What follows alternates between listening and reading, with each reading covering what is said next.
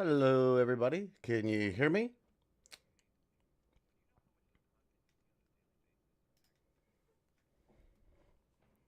How y'all doing? Can everybody hear me? Can everybody see me?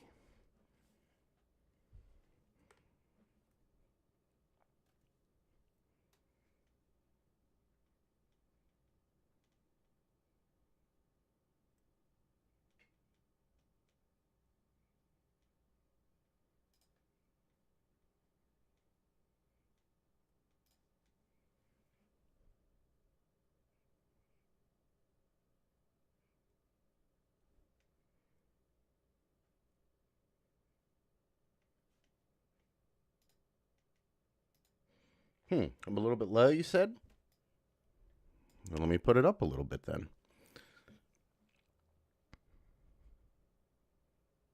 But I guess you really can't really see me, if you will. So how's everybody's day doing so far?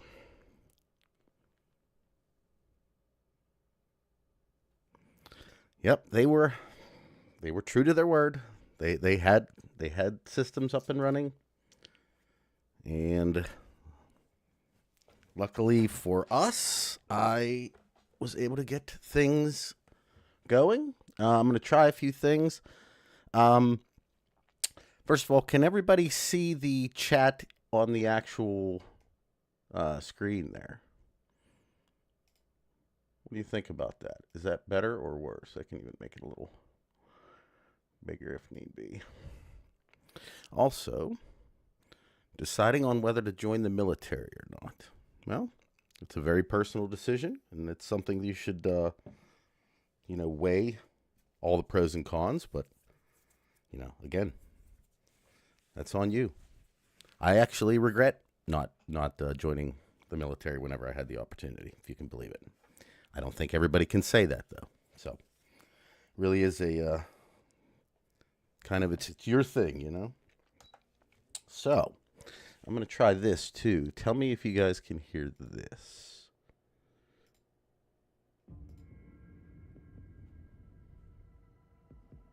And if it's too loud.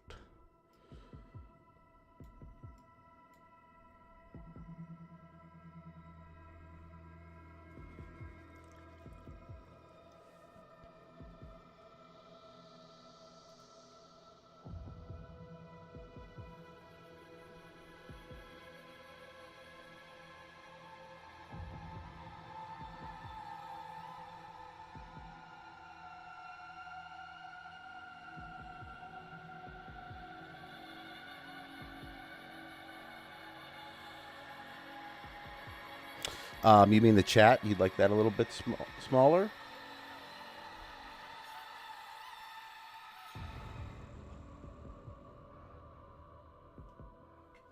Figured it'd be a little bit of ambiance while we're doing the video today.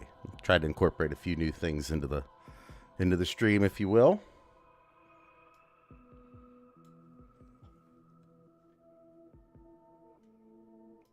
So we can probably do some of that.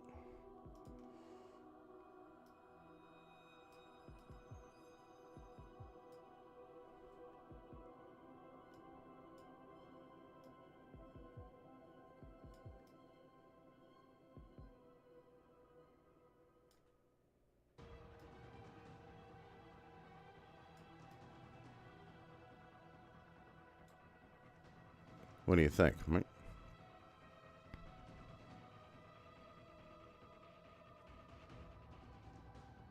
For ambiance, too low.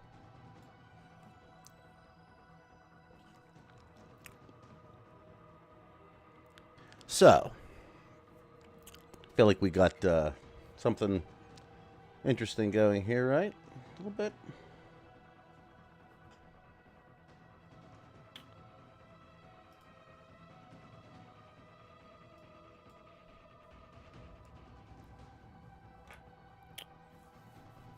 Good to see you as well. Perfect. Okay, I think we're where we need to be, and actually it'll be a little bit easier to see once we get in, as the background will change. That's why I kind of kept it the color it was. So, there have been developments. Have you been following? Before we do anything, I want to give a quick shout out to all the people on Reddit they're really putting in the work for a lot of this stuff. Orpheus Deluxe, Archon Lock, Mordeth, Volthacrawl, Craft 26, Lord Raven 7X, Impulse, Kaiju Durgam, Kasky on Argakata, and also Stallard and Brosine, because they have been doing work on this as well, trying to keep people informed on what's going on. There's going to be a good bit of lore here today, because whereas there weren't many what I would consider new developments, the one thing that we did get was enough information to start to piece together where there's like the secondary story that's happening within this ARG. There's actually two, like the left side and the right side.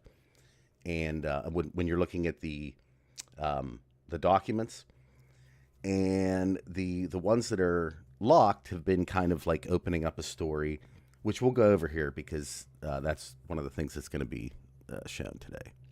So yeah, yes, and I did see that there's this. So there was the Morse code thing that we'll get into as well. There was a.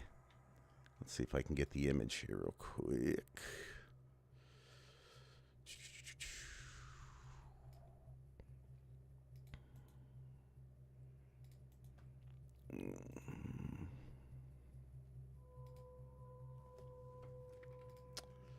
Let me get up WARFRAME's Twitter account, because that's where they've been doing primarily the most of this stuff. Not all of it. There's been little things here and there that they've been presenting in other areas. But first things first.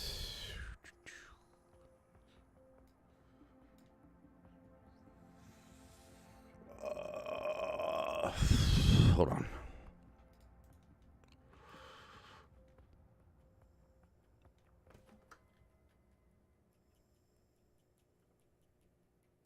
This way we can see it nice and big. Okay. So, this is what we received, right?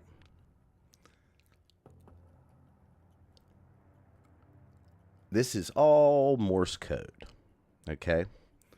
Now, if you were able to kind of decipher what it was, by you can actually throw this into like any type of little translator. It'll bring it up. What you end up seeing is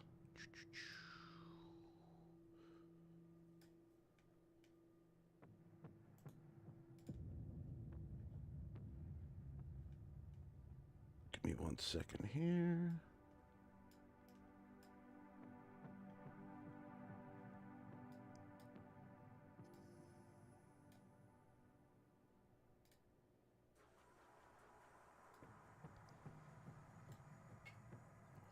This. So, when put through a translator, what we have,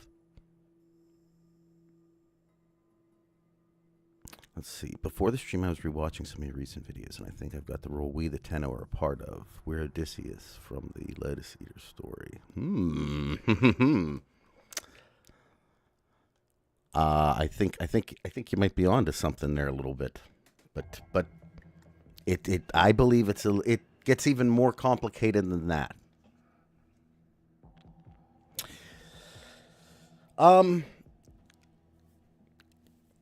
So as far as the devil in the details theory, the group that I was doing, I have to be honest, like most of that stuff, not all of it, but a lot of the stuff I was postulating back then was based upon just, little things. And this was way before the Man in the Wall was doing a bunch of stuff. But if you look back through those videos, a fair bit of them they're actually on. You know, I don't know if that was the original plan or not, but you know, again, I think we've said this in every single stream so far. I just like what DE's got cooking. You know, we're on the same page here. So yeah, I probably can, but I feel like the devil's in the detail. The devil in the details isn't a theory anymore. You know, it's almost more confirmed, because especially with the quests that we've seen this year, it does seem like the void's pretty much like, you know, permeated through everything. So I could probably do like a cap on it, like to basically say, hey, look where we're at with this, like maybe a recap. Now that's something I could probably get into, which is something I'm going to be doing more with the channel. I think I mentioned it last time. I want to get into some more lore than just theories. So this next thing will be the last one. But I definitely want to get to this too, because there are, yeah, right. I took a year off, and it only got stronger as it. Again, I always thought that was the way that they were going to go with it, you know. So it's kind of nice that it worked out that way. Yeah, like I said, that's definitely something I could put together, and I could just take a lot of the stuff from the older videos and kind of just put them together in more of a, you know, like a combination of everything, one massive thing. There's some promise there. All right, you got me off track. Because you got me thinking now. That's not bad. Or we could even do maybe a stream going over all those old videos and see where I was right and where I was wrong, right? Because there's a good bit, you know, I mean, like, especially when you're getting into the details, there's definitely some stuff that I didn't get right.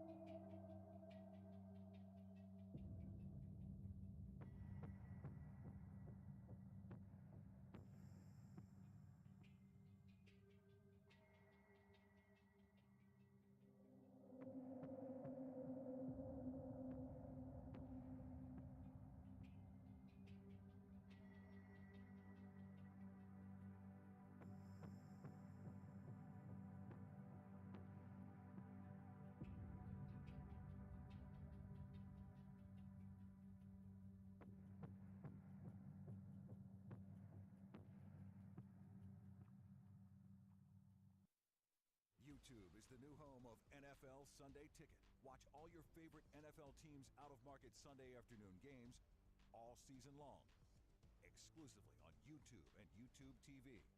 Sign up now. Terms and embargoes apply.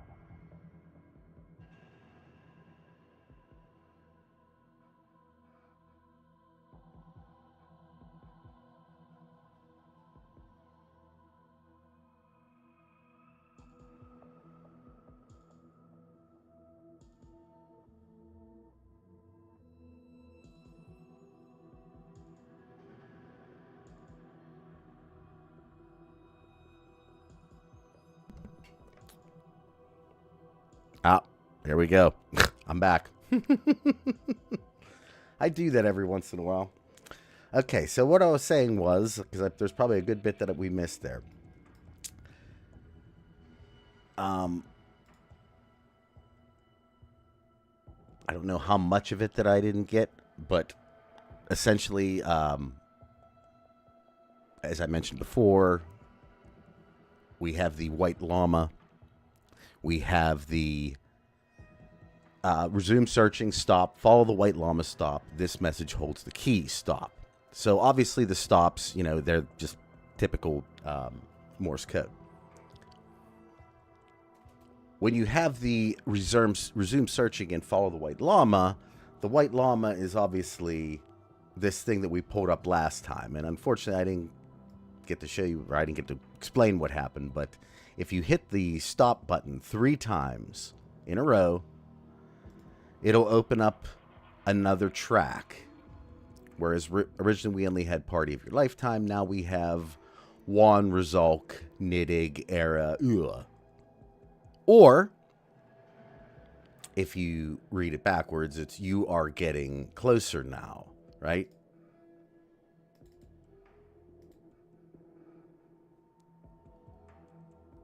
And you get...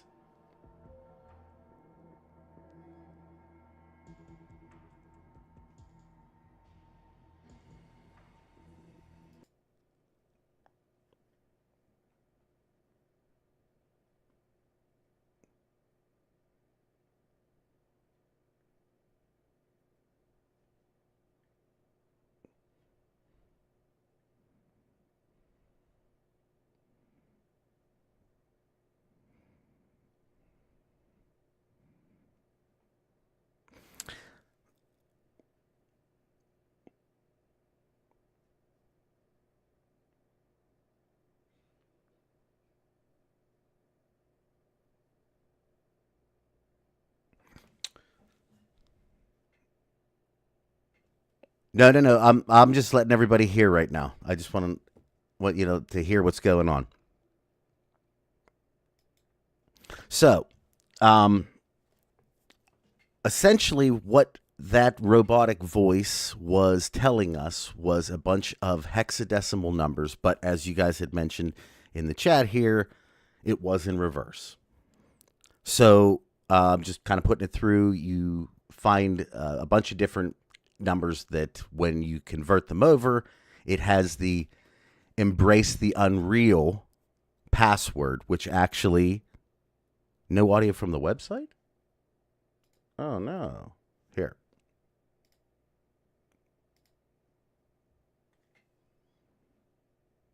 Can you hear it now?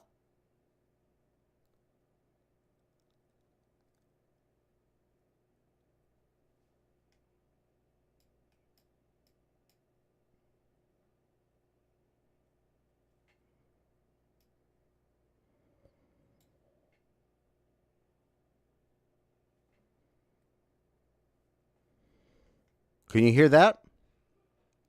No audio.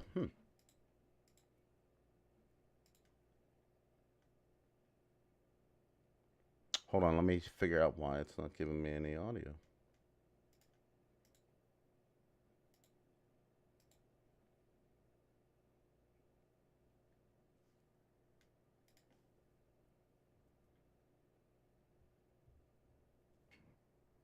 Hold on, give me 1 second. Let me just see where...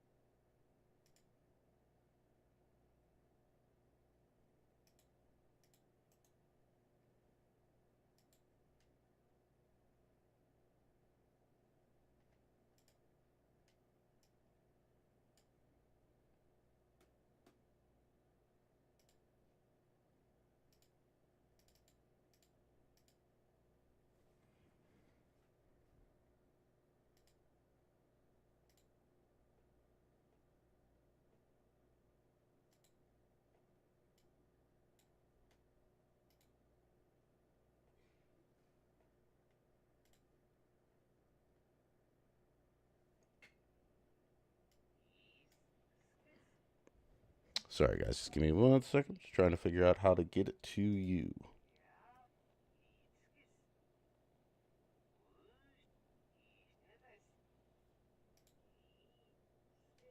Wait, you probably just heard it a second ago, huh? There we go.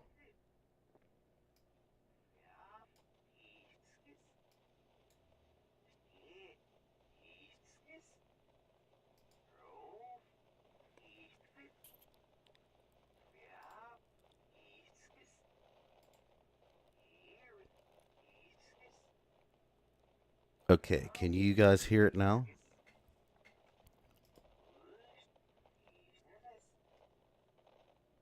It's very weird. It's just like a little robotic voice. I'll try to boost it up as best I can. Here, try that. Okay, can you guys hear it now?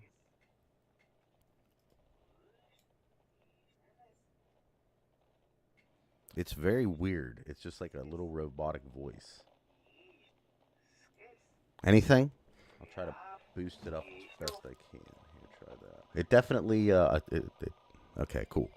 Okay. So listen to that for a second and let me know what you think about it. It's very weird. It's just like a little robotic voice. Anything? I'll try to boost it up as best I can. Here, try that. It definitely, okay, cool. Okay. So listen to that for a second and let me know what you think about it. It's very weird. It's just like a little robotic voice. Anything? I'll try to boost it up as best I can. Here, try that. It definitely, okay, cool. It's pretty creepy, isn't it? Listen to that for a second and let me know what you think about it. So, it's very weird. It's just like not that I know of. I have not heard a song out of that yet. But what I can tell you is, essentially, what we come to find out is, and this was done by Mordeth, and then Lady Sova J, and then Kasky. Not that I know of. I have not heard a song. It's just a bunch of hexadecimal numbers, but they're being said in reverse. Essentially, what we come to find out is, and this. How loud am I? Am I like way loud? Mordeth, super loud. Lady Sova J, and then Kasky. Not that I know of. I have not heard a song. It's just a bunch of hexadecimal numbers, but they're being.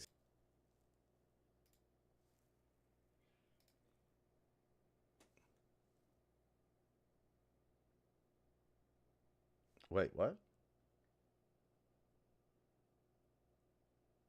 My stream started over? I don't get it.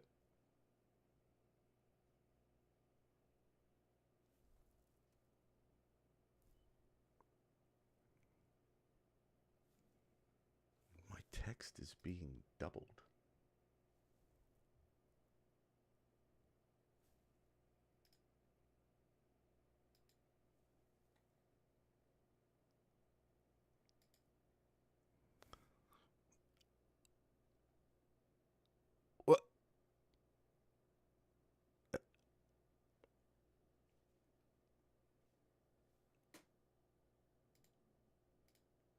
What was happening? The kicker was recording my audio. Oh, that was weird. I wonder what. Sorry, I apologize. I don't even know what the heck was going on. Here I'm trying to I'm going through all my stuff. What's wrong? Okay, is it good now? I'm gonna put some of that music back on that I had. That way we have, just something in the background. Okay. All right. It's just one of those days.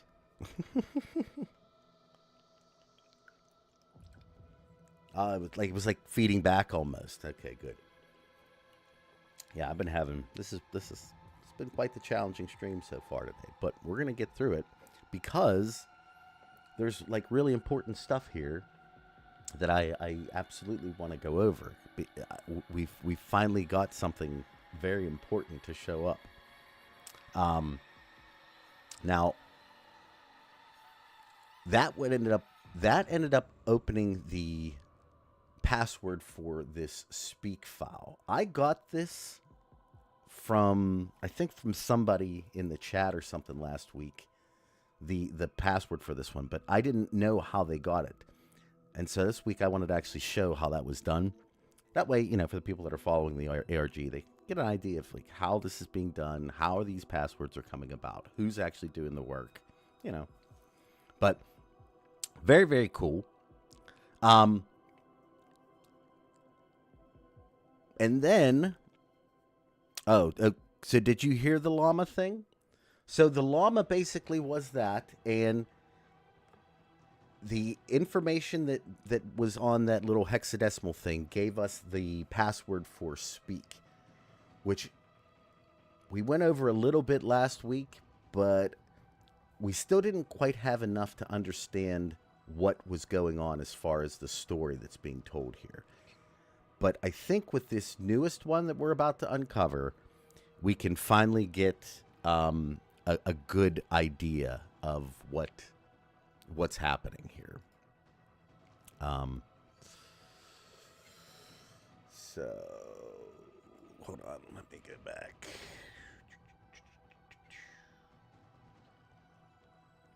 We got something new.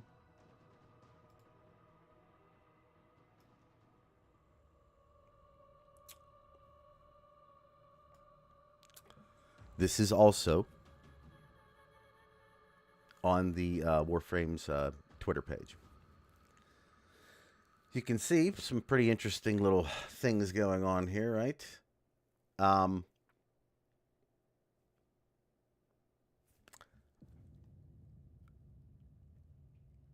minute that I saw this, the first thing that I had to just point out,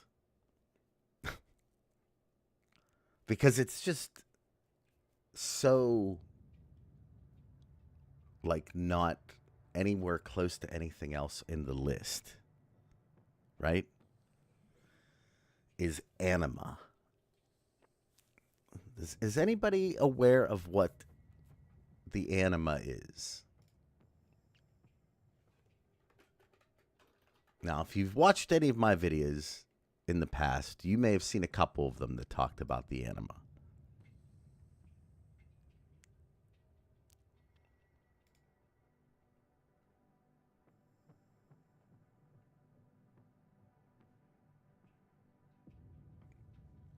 Now, I'm going to show you what it's pretty interesting what the solutions are for all this stuff.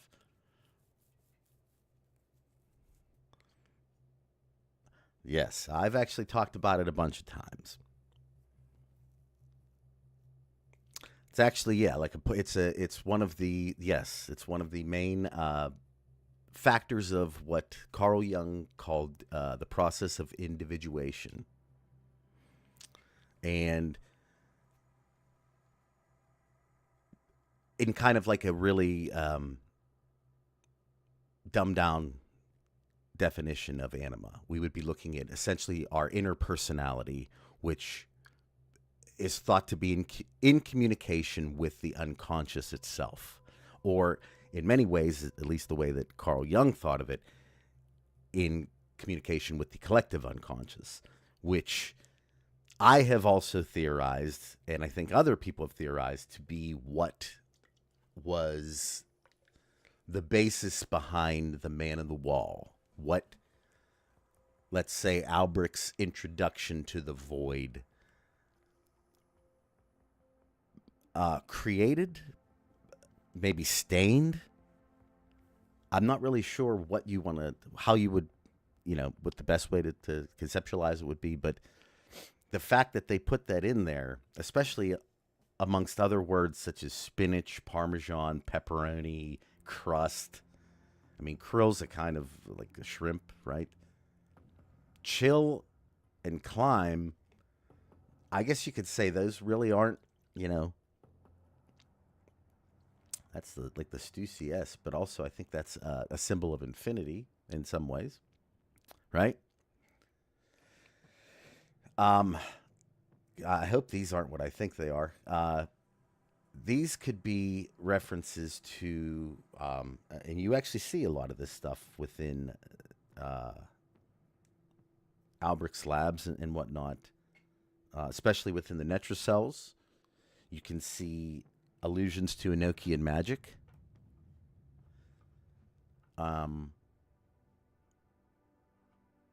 Basically, the magic of angels and demons, if you will, which kind of ties together quite nicely with what the Lotus told us during Lotus Eaters, right? So that was the first thing that caught my eye, right? Because like I said, this has kind of been all actually. So here is Climb, CLIMB. Here is Krill, KRILL. Here is Anima, ANIMA. Chill is here, CHILL. Trying to think, is there another one I missed? Cross. I think that's all of them, right? Because I think...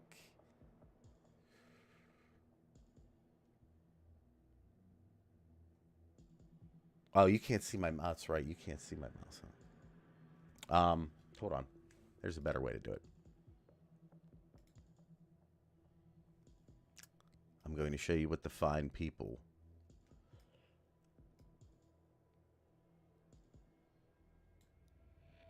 who are running this page have done.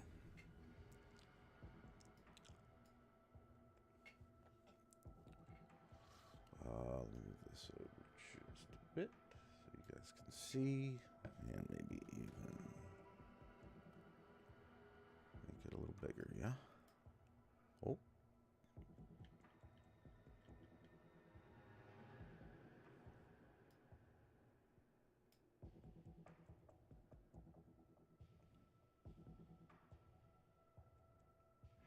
Perhaps. Can you see that now?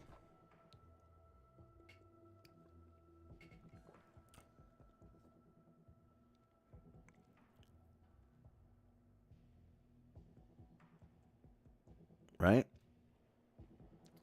It's a pretty interesting way of how it is, and what it gives you is CALL, call back.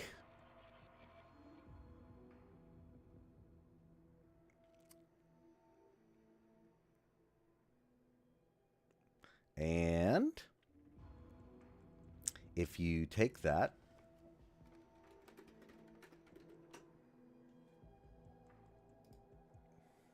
you get the next part of the story.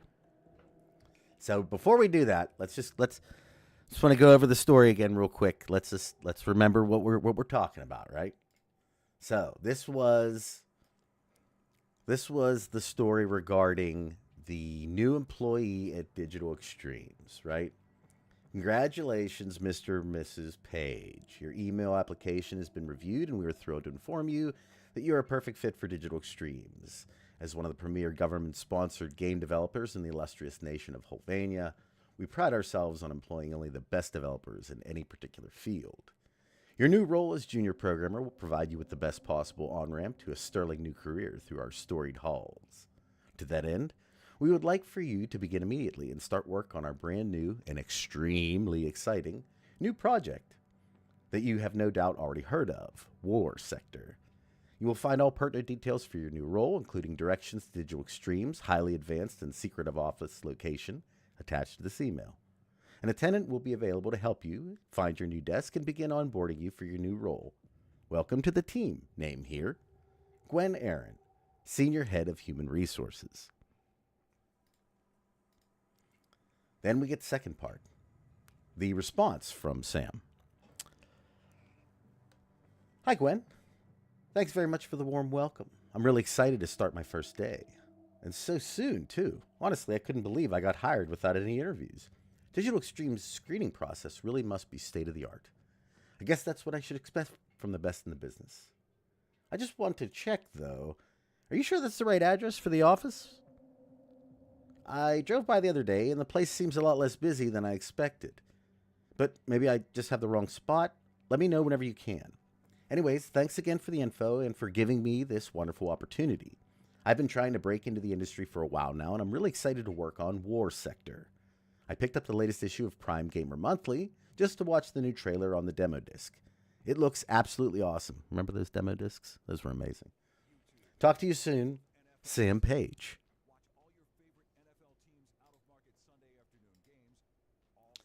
Hey, Gwen.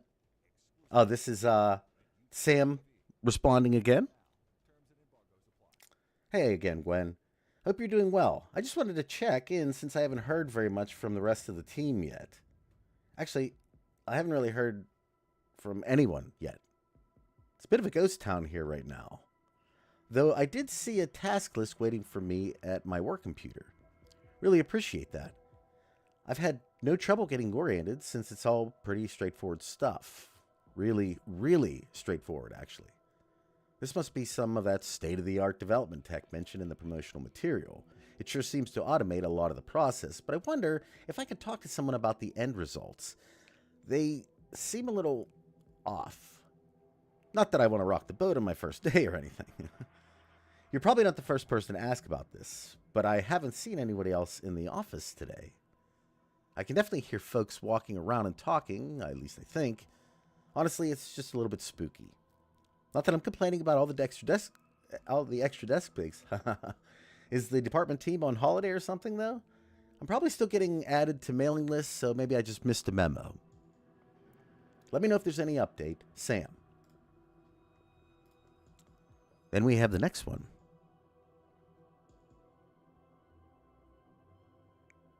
There's some interesting stuff that's coming to this yet. Another email from our curious Sam. Gwen, just wanted to check in and make sure everything is okay. The last couple of responses I got seemed like they might be automated or something. I was hoping I could catch you now after the weekend. I haven't tried knocking on your office door, but it didn't sound like there was a person in there, maybe a machine or something. Did you end up taking some time off too? There's someone else here. Obviously other people are supposed to be here, even though this place still looks empty, but they won't actually show themselves. I think someone might have broken into the office? Maybe one of the people who got sick? I definitely saw something down the hall this morning. I didn't follow them. I'm heading out until I hear back from you, or the authorities, or anybody at all. I really don't mean to just ditch a dream job like this, so please let me know if you get everything sorted out. But this is just too weird. Best, Sam. So, that's what we had up until... Oh, no, we have one more here, I think, and then we can actually read this newest one. Okay, so, hey, dude. This is really urgent, so please read carefully. I'm stuck at work. I don't mean like stuck here late or my Tommy broke down or whatever. I mean, I literally cannot leave. Can you maybe come pick me up? Maybe bring a crowbar or like a knife or something? I don't mean to scare you, but I can't get the front door open. That's got to be a major fire hazard at best, right?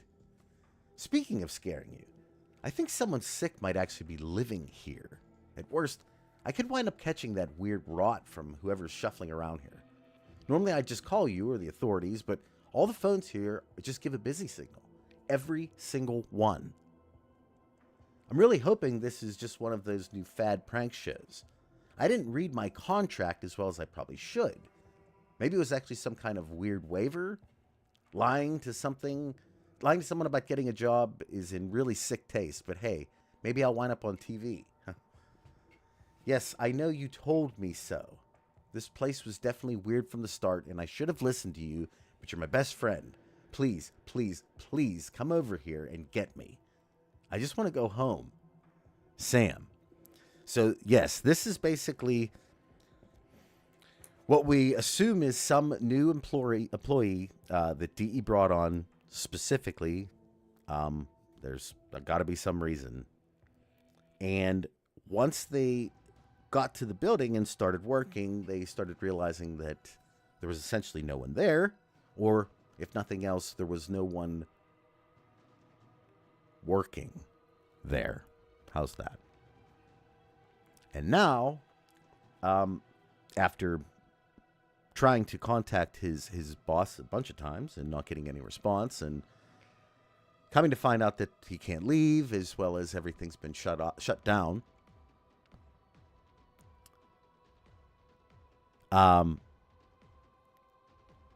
he's starting to get a little scared. So now he's trying to get a hold of his friend. The question is, what's really happening here?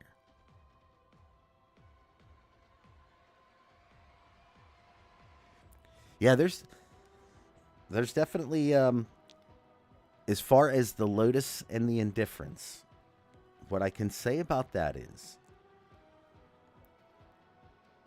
there is a distinct change in her categorization of what it is. When we talk about the indifference in the Chains of Harrow, she almost doesn't believe it to exist, and even comments on how indifferent and cold it feels. But when the newest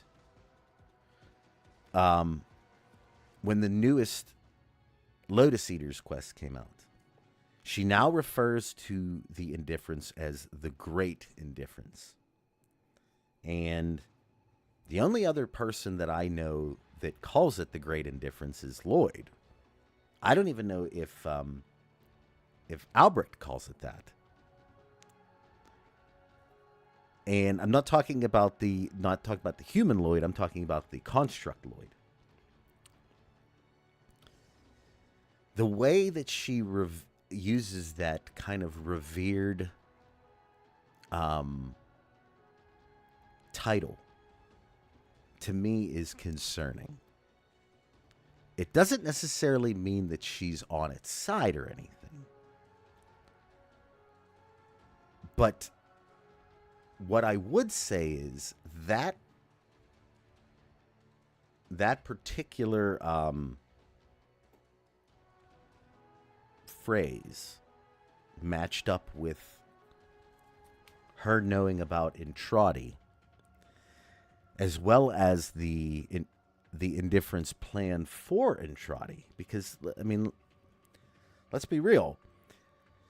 After the New War, the Lotus pretty much isn't involved. The only real involvement that the Lotus has in any quest is at the very beginning of the Angels of the Zeraman. And that whole discussion back and forth between her and the Tenno is an odd one. If you go back and look at the very beginning of... I wonder if I have it here that I can pull up real quick.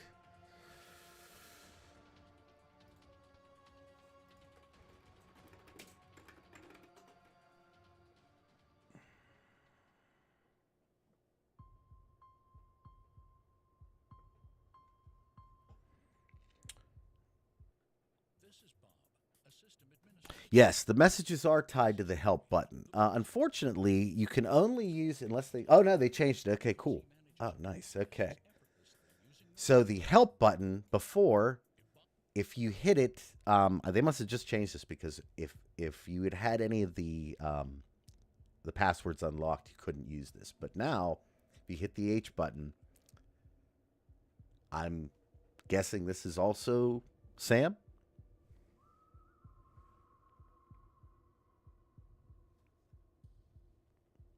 Can you guys still hear me? I know I can periodically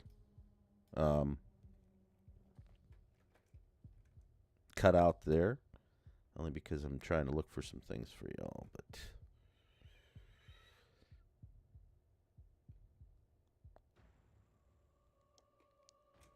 essentially, what I was trying to get at was the idea that she knows Entrati, and she knows the Indifference's plan. How?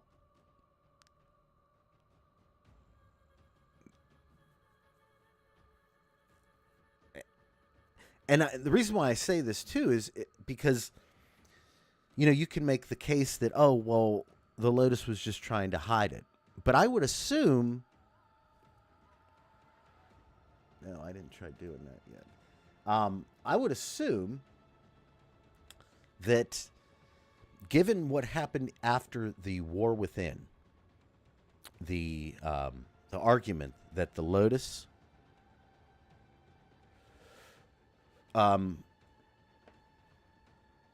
Raynovi, so you are making a distinction between the two of them. Okay, good. Fair enough. Fair enough.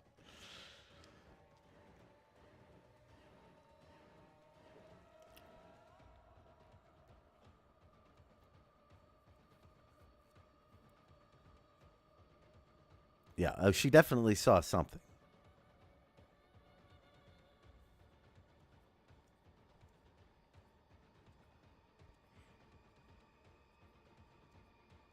Yeah, but so the question that what I keep coming back to is that the post New War Lotus, either by new intelligence, new experience, or just perhaps a different variant altogether, does not behave in the same way the old Lotus did. They have different personalities. The old Lotus is confident, forthcoming,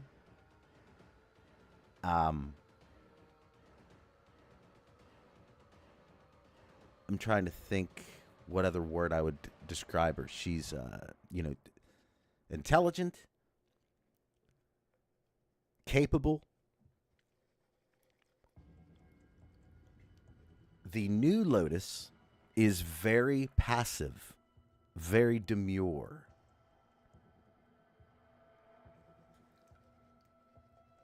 And I think that is significant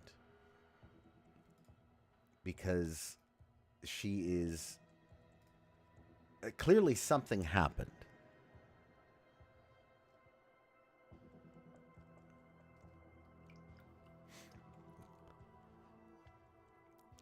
And again, there's all kinds of little things that you can tie into. I was actually starting to kind of rethink some of my past theories, even about what would be considered the miracle that she discusses. Is it hiding the moon in the void, or is it the fact that somehow her and the Drifter were able to come back from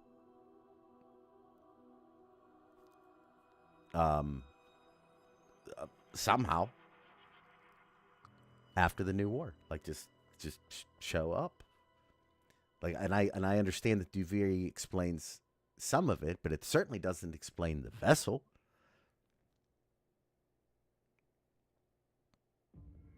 And when I mean the vessel, I mean, it certainly doesn't explain the how. It shows what happened, but it definitely doesn't show how. And here's the other thing that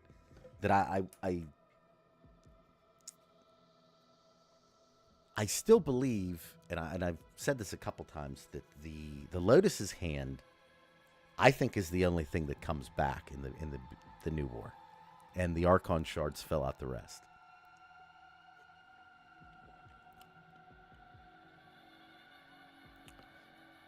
But here I got way off track on this, but again, I think it's an important thing that we talk about the Lotus, because she's there's definitely something going on there. Now again, it's tough to quantify what that something is, but there is something wrong. And now I'm going to throw this at you. Do you know how? So everybody in the chat now has seen the demo for Warframe 1999, right? Played it. The whole thing where Arthur and Excalibur lock swords, and then it goes back to our time. And then a piece of presumably 1999 shows up in our time period. So I don't know the specifics of this yet, but when you're thinking about it in those terms, it seems to allude to the idea that things can be rewritten in a very specific manner, like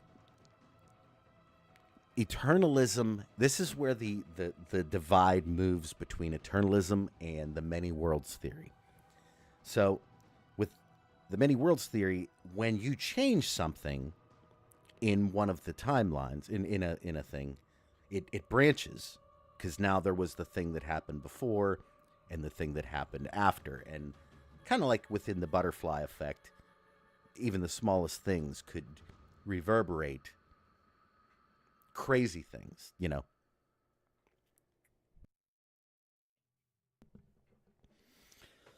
But it doesn't appear like that's how it works here. In fact, it looks like Eternalism is able to take singular instances and change them within a timeline without affecting large portions of the rest of it. And case in point would be, like, you're seeing the stuff that showed up in the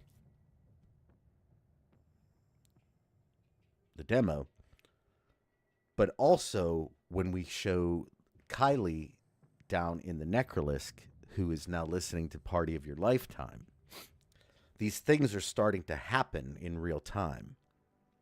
So, with that pretext,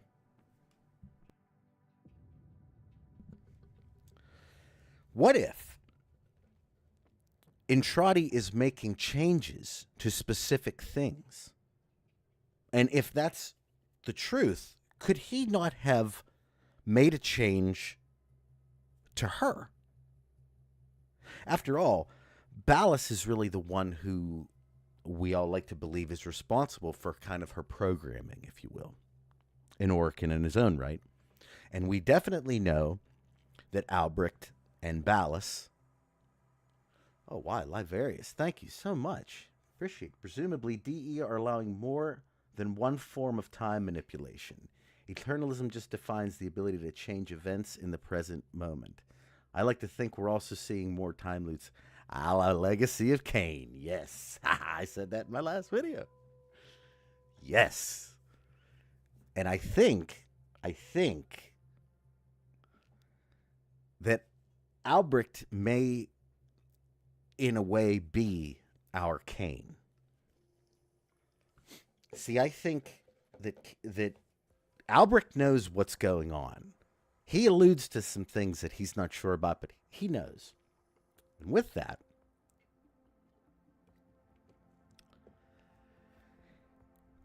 he understood, my interpretation,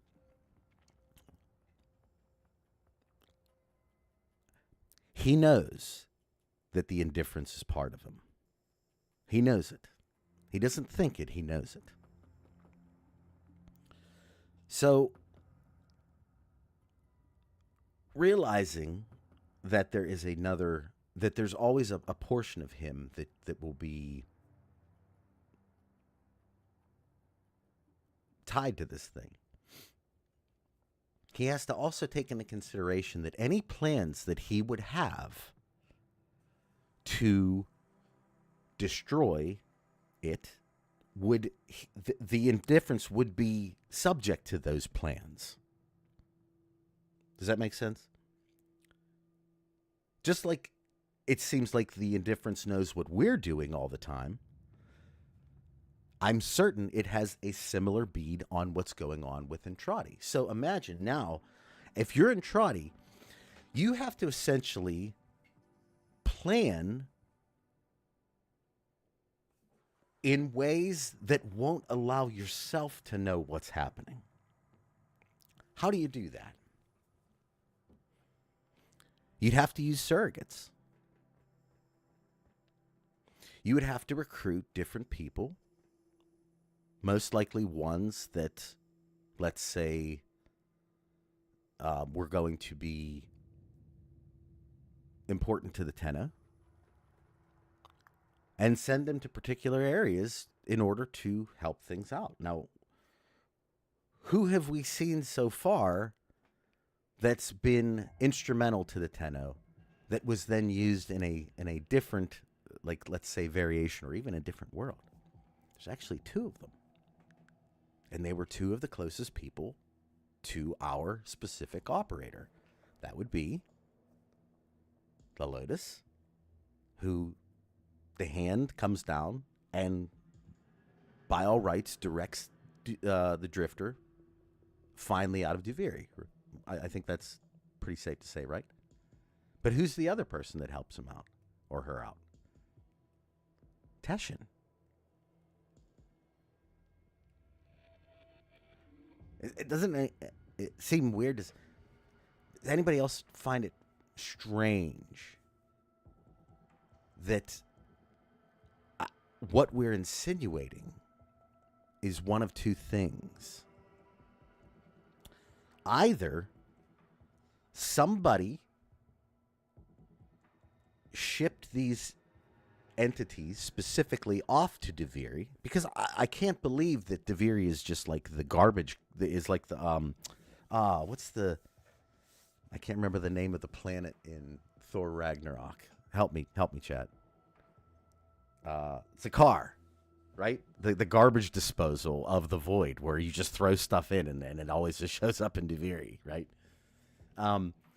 But interestingly enough, Teshin, who essentially went through that portal afterwards, ends up in Duviri. And the Lotus's hand ends up in Duviri. Not Asgard. I'm talking about the planet that was in Ragnarok, where all the trash. Yeah, Sakaar. That's right. Yeah. So either it was just random chance, right? Or either Entrati or Ballas opened the door to Duviri.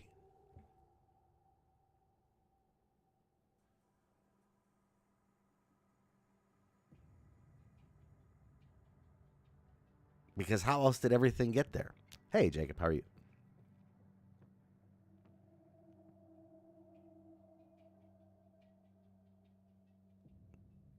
I think so. This is my personal opinion, but yeah, I think when we hold on, let me pull this up because I think I can get it pretty easily. I just want to go over one little passage because it is easily one of the the best passages, in my opinion at least.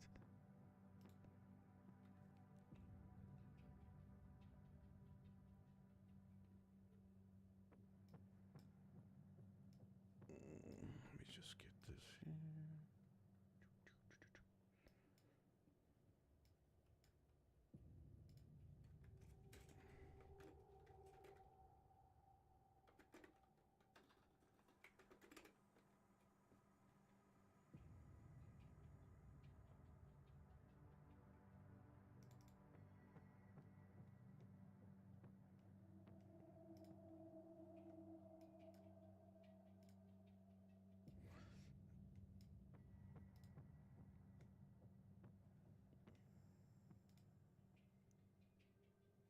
Let me just turn a few things off here real quick. Boop. All is in readiness. Lloyd will do as he is bid. Though all is in readiness. Lloyd will do as he is bid. Though his eyes silently plead with me to choose another path. As I await my final crossing to the past, I ponder what role a scientist may play in so spiritual a matter as absolution. How in the alchemy of the soul, even repentance must necessarily be a calculated task. I will repair what I have broken, no more, no less. The scales must balance, and in such a monstrous penitence as this, I shall take no heed of the dust that may fall upon them on either side, the dust of petty lives. The builders of old tempered their mortar with blood to appease the most ancient of land spirits. We should have been so wise, yet it is not too late to learn. The sands fall, the circuit completes. I return to the place of the beginning. Let witless hordes bleat their disdain for every fervent plan. The deal is done, the die is cast. I end as I began. The sands fall, the circuit completes. I return to the place of the beginning. Let witless hordes bleat their disdain for every fervent plan. The deal is done, the die is cast. I end as I began.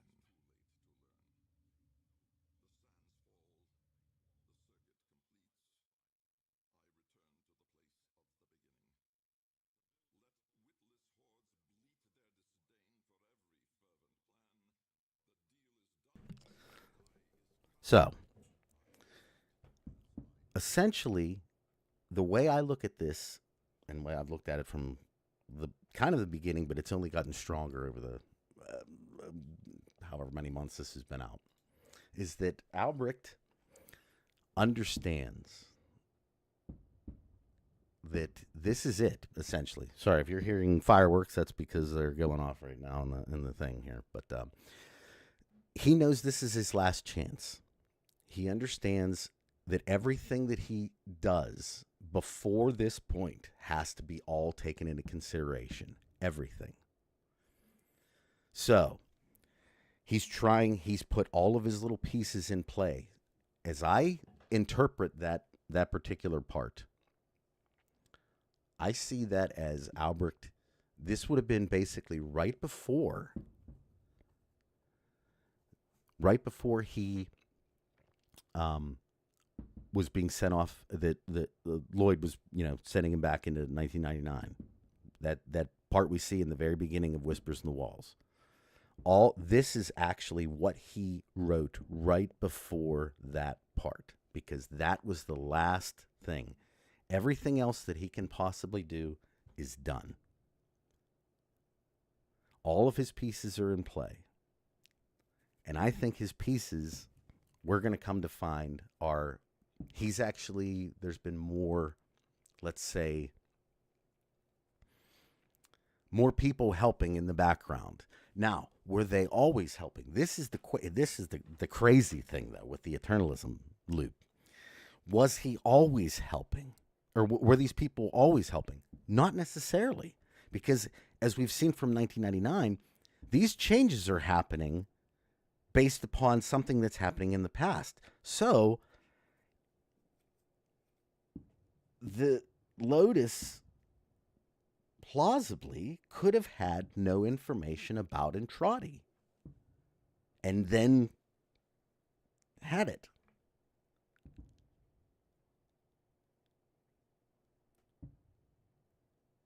So exactly, I think what we're coming to realize is, and I'm going to get to the last thing because this is important about our company DE, the government propaganda, that is. Very interesting stuff here coming up. But, what we're going to come to, I believe, that we're going to come to find is that Entrati has looped around a couple times. In fact, he may have even failed in certain instances.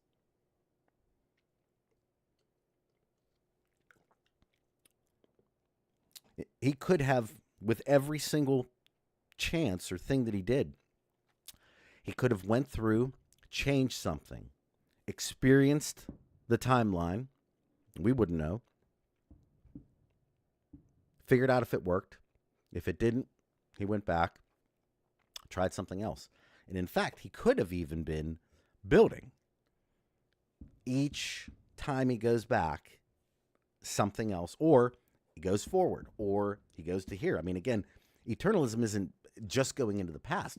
You know, you can go wherever you want. I mean, really, when you think about it, that's time is immutable whenever you're looking at it from the perspective of the void timeline.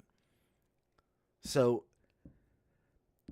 the only thing that really, to me, doesn't really make any sense, all right, is Duviri itself. Because Duviri isn't a time, it's a pocket, right? I would actually equate. Yes, we're gonna read here. Bite. I'm gonna actually get back to this stuff again, but I do want to say that.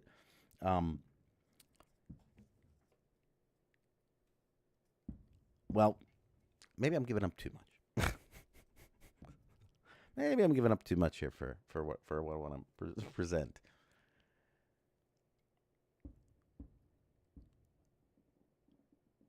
Yeah, that and live areas. That's it. This is the last chance. Yeah, exactly. Because I think that Duviri Teshin experiences time because Teshin isn't an entity of that place. Hey, Dark Shotgun, how are you, buddy? We actually made it this time.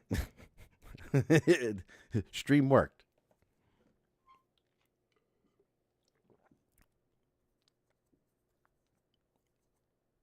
Well, that's true, yeah. And then you get into Defiance and everything gets even weirder. Actually, I would actually say Defiance, or was it Soul Reaver 2 that they started getting into the demonic realm with the Hilden?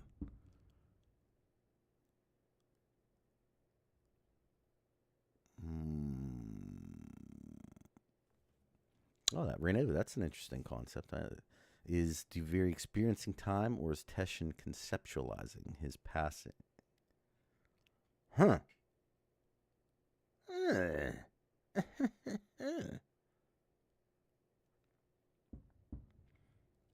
That's interesting. I always took it as the reason why he ages is because he's not of Duviri. He's of our area. You know? And I think I would assume that's why our drifter ages too, right?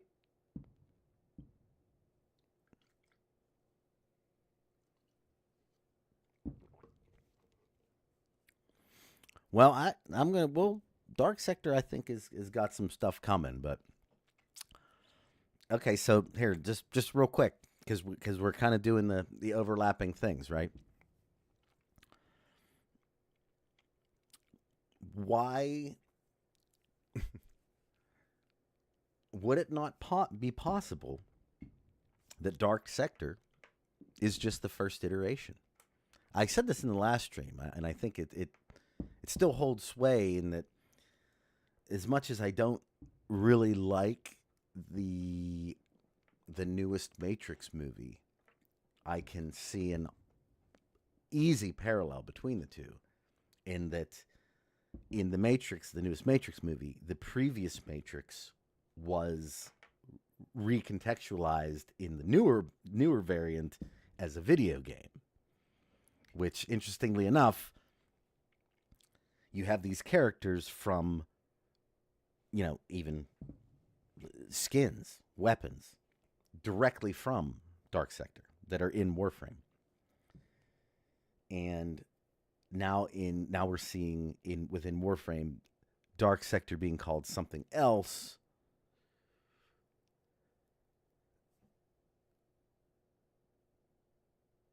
do you see where I'm going with the it's entirely possible, if we're talking about these overlapping timelines, that Dark Sector will become a first iteration. And I really, really, really, really want to see. This is just me wanting to see. This isn't going to happen. If it does, it'll be awesome. I mean, if this happens, chat, you'll know that DE and I, we are completely, like, our minds, as far as this story goes, they are just right there. Right there. I want to see Robert Menzer, have some connection to Albert Contratti.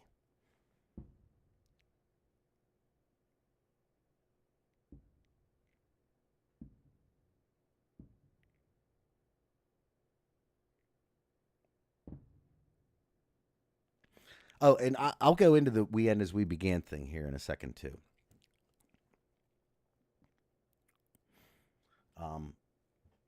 But again, if they end up show it somehow, yeah, like, I think something.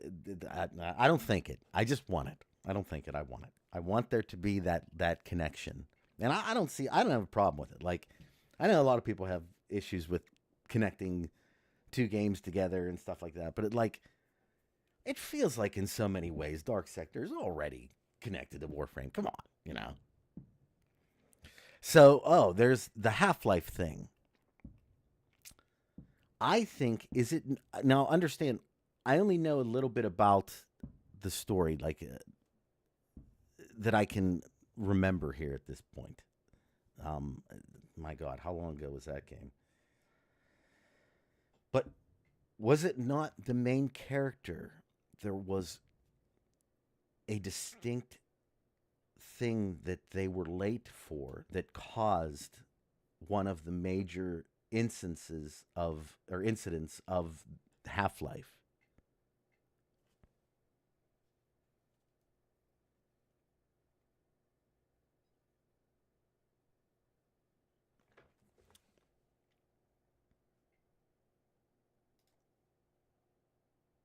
I'm always winning. I mean, the fact that we got up, the fact that I got up today, and was able to finally get this stream going after all the crap that's happened this week and everything else, I feel pretty good, basically. Yeah, so I don't know if that's what they're... Well, Elfmare, don't even worry about it. Just come to the stream. I should have my controller.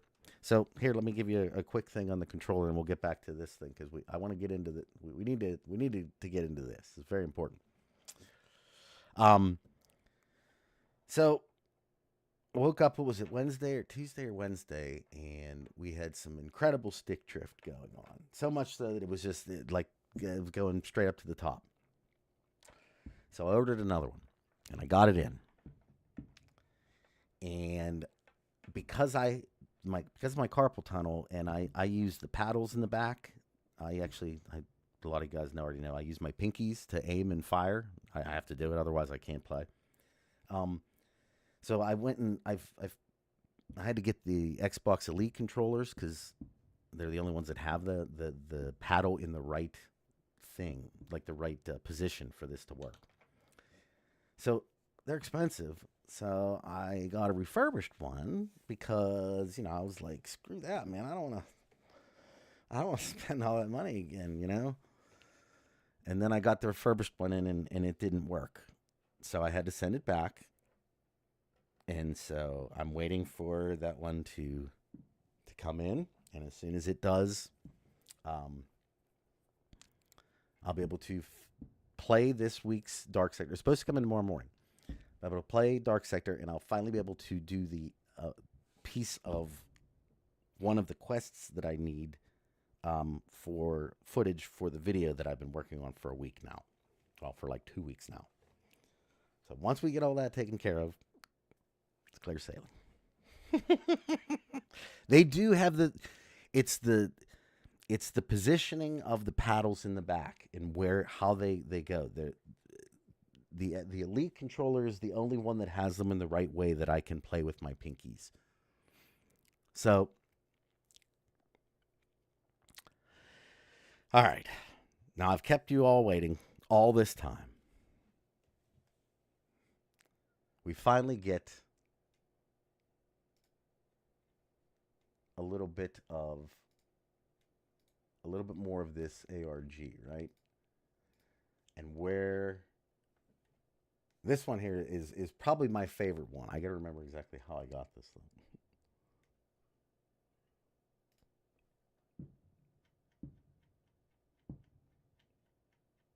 Because I also want because I'm guessing some of you are following it, with your own pages and stuff, like kind of going along. If you aren't, you should. It's definitely, I think it'd be kind of cool.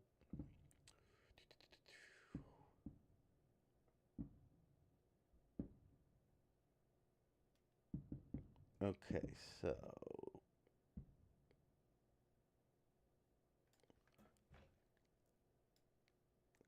I showed you this. Oh, I actually showed you that, huh? The callback thing. I apologize. So we got to here. Found out that essentially the password was callback. And now someone contacted me, sent files, not Gwen. There is no Gwen. Not anymore. Don't know who. Don't even know who I'm talking to now. They asked for help. My help. I'm the one stuck here, damn it. Place was bought out months ago. Shell company. Tried to replace them. Us. Whoever. Doesn't matter. Didn't work. Left some kind of failsafe. Needs a proactive mind to activate. As opposed to what? Don't know. Doesn't matter. Doesn't matter. Doesn't matter. Doesn't matter. Doesn't matter. Doesn't matter. Doesn't matter. Getting out of here. Someone else can help. Maybe you, I guess. Whatever. I don't care. Help. Or don't. I'll take it with me. I just need to get out of here. We can share it together. The signal.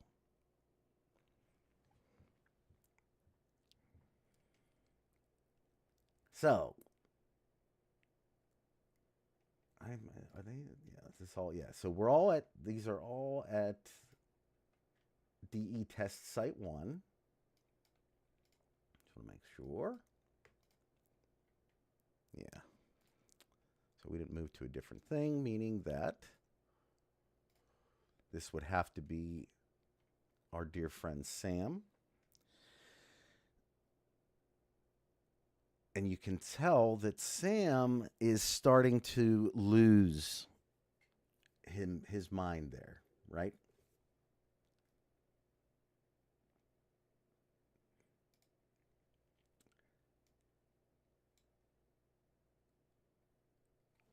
And then I'll take it with me. I just need to get out of here. We can share it together. The signal. Now, the whole thing, the name of this was Seek the Signal. That's what this entire ARG is actually called.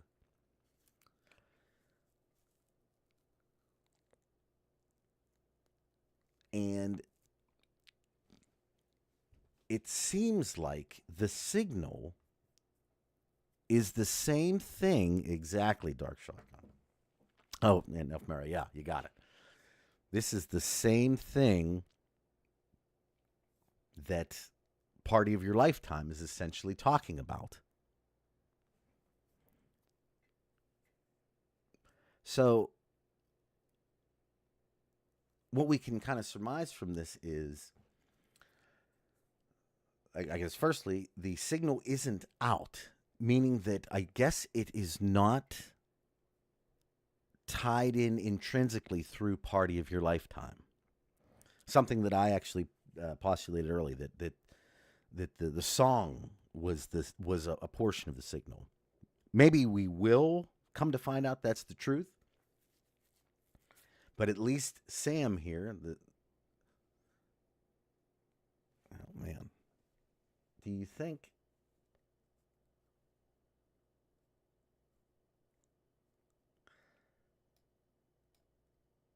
It's interesting that this one's called Bite, huh? So Sam got bit. Because if it was the other bite, it would be BYTE.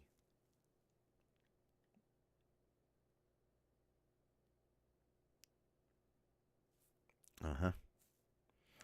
Now, we do know what the last name, last kin of page is. It's called Contact, which I'm guessing we'll get next week at some point. Oh, yeah, okay. Andrew, that's cool. Part of your lifetime is simply a trigger for the signal. Yeah, okay. I can see that. That works out nice. How long has Sam been there? That's a really good question, isn't it?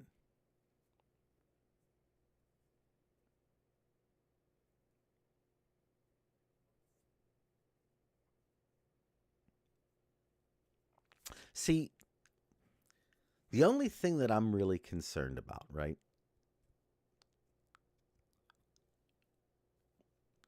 is what the final end game will turn out to be. Because I can't help but think that if the indifference wanted to take the 10-0, they could do it at any point.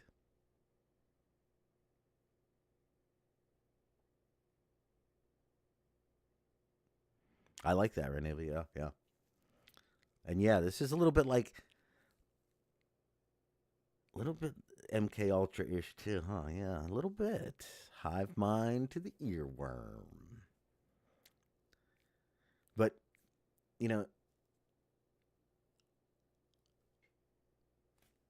it concerns me that we don't know the details of any of the deals. Why does the indifference keep the deal from us? I mean, after all, wouldn't it be easier to keep the deal if we knew what it is?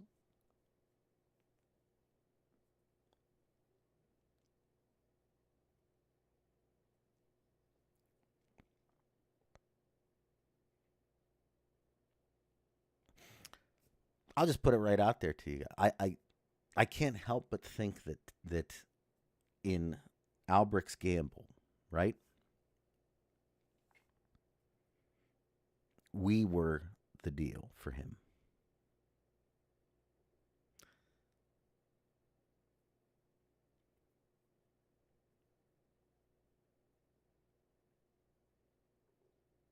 And I think that's what we were offered as. So what I believe the light that they refer to is, I think whenever the indifference encountered Entrati, if we can remember the moment of it, Entrati was frightened, emotional, obviously not himself, stupefied. You could probably come up with 1,000 different other words, right? And I can't help but notice the difference between when Entrati encountered the void and the Tenno. And I think the Tenno, again, I can be wrong on this, but I think the Tenno to the void is a much more pure, exactly. The light, the innocence of a child is probably one of the most sacred things, and it's such a fleeting concept in its own right because it only lasts for a very short time. And I wonder if that, in conjunction with a particular uniqueness that our Tenno exhibited, allowed the indifference to have, let's say, something, or I should say, allowed Entrati to have something that the void wanted.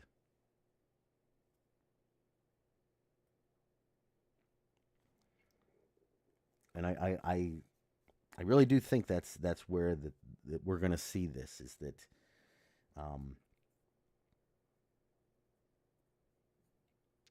everything was done. Now, understand, I'm not saying that his goal. I'm not saying that his goal was to give the Tenno up to the void. I think it was the gamble. I think it was the risk. Okay? And I think part of it, everything, the entire deal, includes what was given to the Tenno.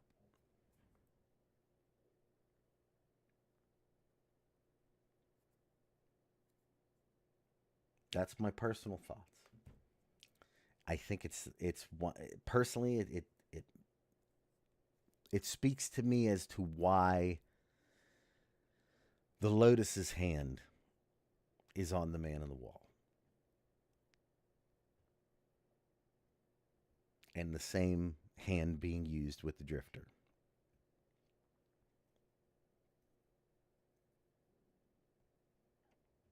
That's we'll come to see.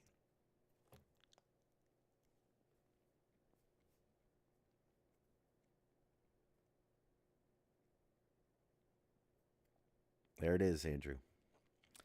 Yeah, I personally don't think that the Zariman was anything more than bait.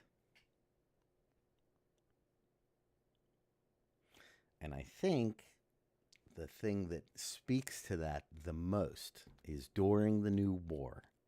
There's the tiny little detail.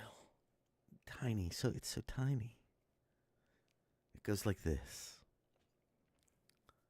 Why did DE make the choice to change the class from phasics to temporal axioms right before the void jump?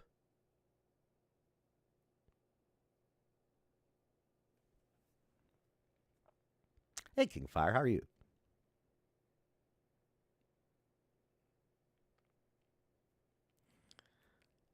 To me, the reason why that was done was specifically as one last check before the thing happened to say, hey, look, keep this in mind. Now, I realize that it's also a storytelling vessel.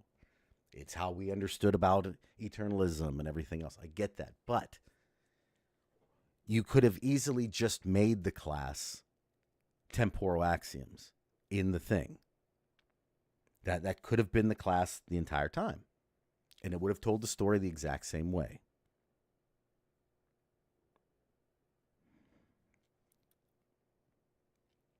The Tenno were the same thing as the Cavia, yeah. And everything else. Hawkblade, how are you? And everything else that Entrati did. Like, again, you can just see these patterns. This is what he does. Everything is a gamble. Everything that he did, he gave everything. And again, that's my whole thing is that that was one detail within the new war that always stuck with me. Is I don't understand why. Yes, but it was specific to that one right before. Too long didn't read. That's what the TLDR is. So what the reason why I think, yeah, it's true. Cephalons are pretty weird. Yeah, so let's be real about that. But it was, again, when you look at the quests, right? Every quest, every campaign that's ever been told, you only have so much room to tell a story. Okay? So you have to be very calculating on what you put in. You can't just throw crap in there that doesn't have substance, because you only have so much. Everything that you add into a story requires animating those characters and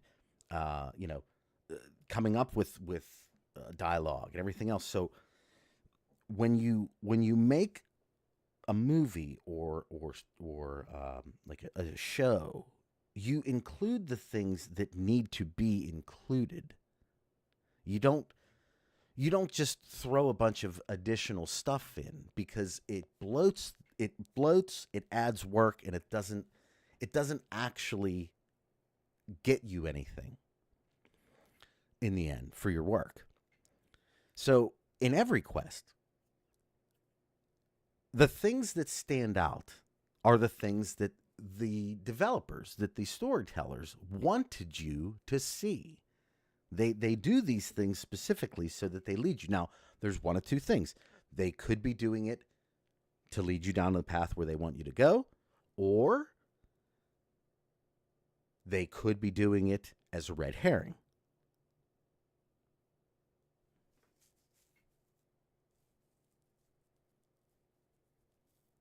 I will say.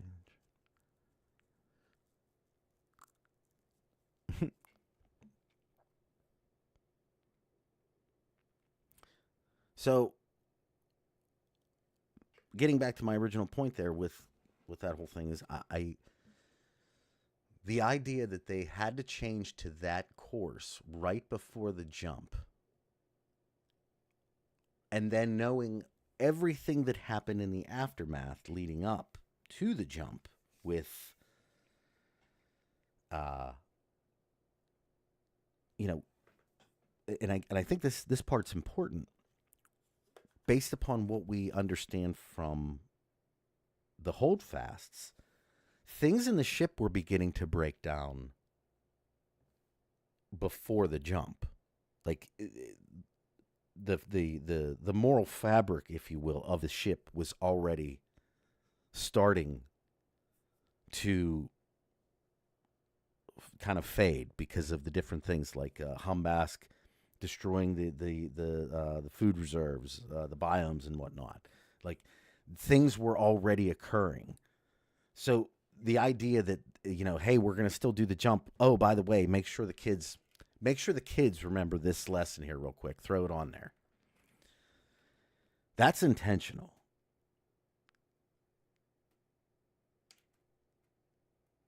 So the next question you have to ask is well, why? Why did they include that? And it's going to go back to the thing that I've been saying for a while, that I know nobody wants to take my side on this one. I shouldn't say that. I think some people are taking my side on it, but I'm just not sold. I'm just not sold that Duviri was explicitly created by the Drifter. And I think, especially when we hear about how Entrati speaks about Duviri when he was in there, hearing voices from, and I went over this in the last one, hearing voices from his bedchambers, basically, when Illyria was a kid, that he was talking. Like, I'm sorry, I just don't understand how the Drifter would be able to know what those voices sounded like to be able to recreate them. Let me see what this is. random question. Why put children on the Zariman ship in the first place? Because they were bait. They were the only thing that was important on the ship, if you ask me. Everybody else was just dressing. Now, did everybody know that? I don't know. Were the adults and whatnot, given the direct order that, hey, you're going to go to town, you're going to figure this out, and blah blah blah, and this, that, and the other thing? It certainly did. Even some of the executors potentially believe that this was going to happen. Maybe. The only reason, again, that I just have an issue with the concept of the Zariman being what I would consider to be an actual legitimate colony ship that they were really using as a method to get the Tau. Two things. First, as we understand it, Tau's not even like finished or anything. So what was the Zariman going to do when they got there? And then, excuse me. I have a quick cough there. So the other aspect of it that I just find so interesting, because, the way that it's framed with the colony ship is that, like, hey, the origin system's pretty much done. We got to get you out there so we can, get a new land, new world, this, that, and the other thing. And these people were so important on creating this new world for the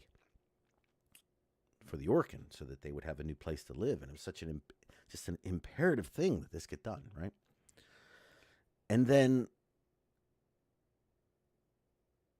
they have a disagreement, and the main person, Tuval, like the main sponsor of the Zariman, he doesn't even care. He's just like, oh, you guys, you acted up, so no more food.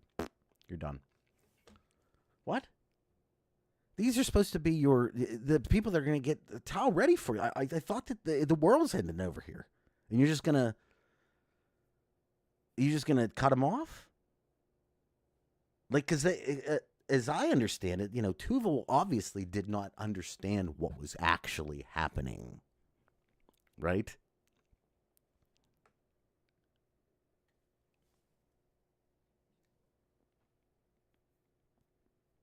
So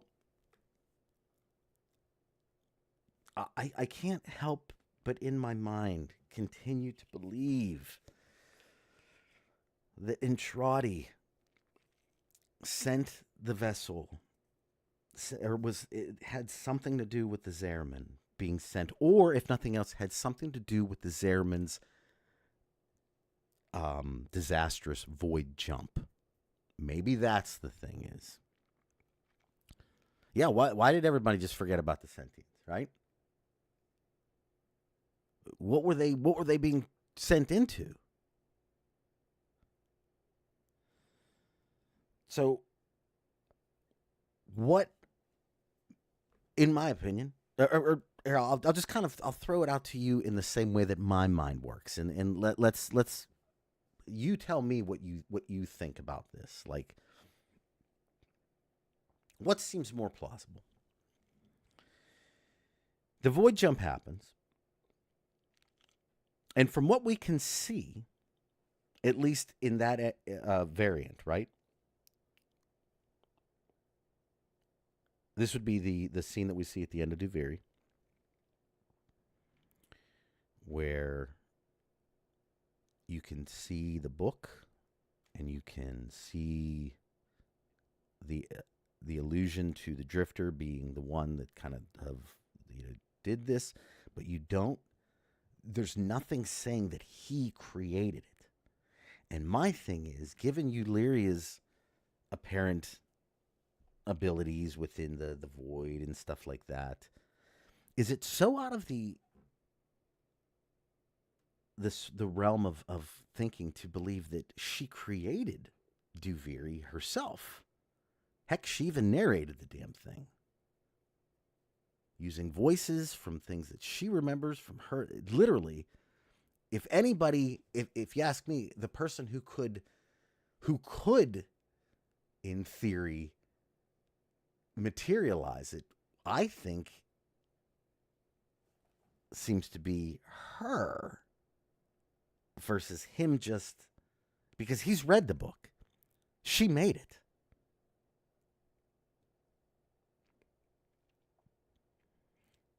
So, and I think that with that in mind, I really do believe that you could make the case that Duviri is made. The Zehrman is sent off into the void jump. The void accident happens.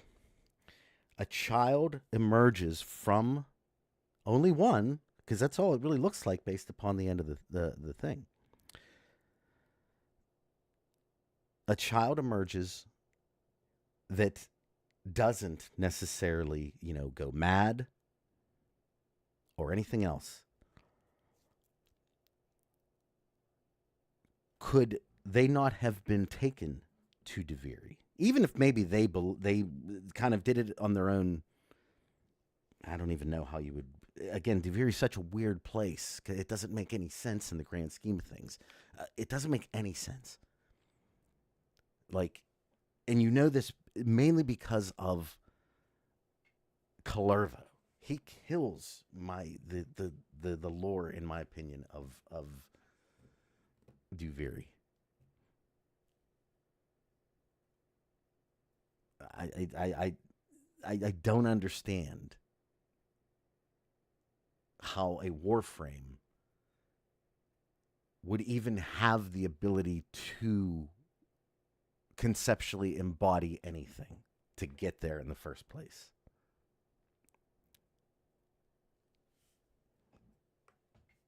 To me, it is way weird. And the only thing, in my opinion, that it can possibly mean is that Duviri isn't a place that one person created, but is instead a place that tons of people can just get into. And maybe even people create their own aspects of it that goes into this. Think how we kill him.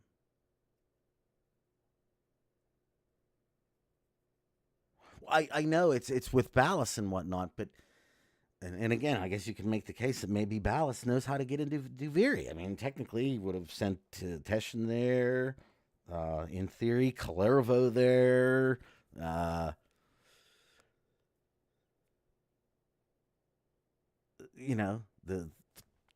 Potentially the hand.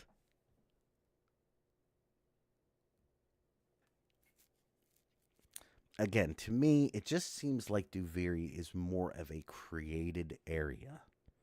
And I even go back to what I was talking about in my last video, that to me, it seems like the whole purpose of Duviri was to train.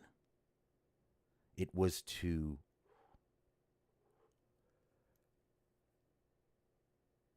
somehow get the Drifter to become the champion that he needed to be.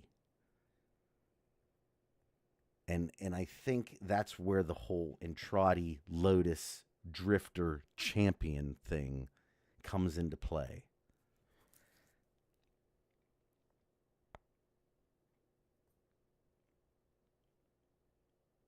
True, but I agree with the whole how Kalervo dies, but at the same time, how did he get there? I think you can make the case that the Tenno made it there through what Ballas did. Now, did it, again, unless we're saying that Ballas can get people to Duviri?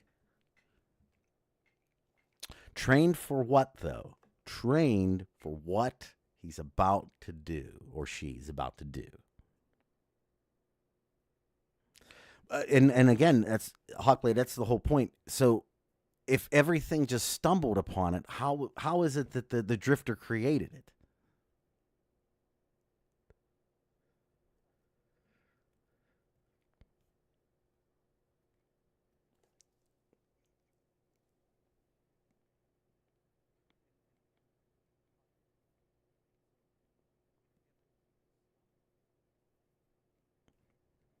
And I mean, really, in theory,